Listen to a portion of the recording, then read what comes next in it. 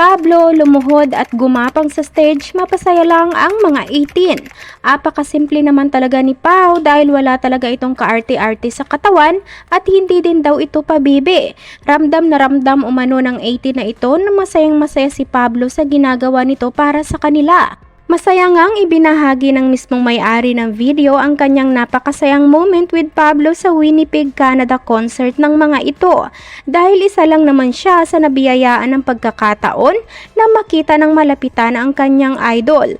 Kita sa kuha niyang video ang isang Pablo na walang kaarte-arte na nakaluhod malapit sa kanya habang busy ito sa pagsulat ng mga signature. Kita kay Pau ang napakagwapo nitong mukha.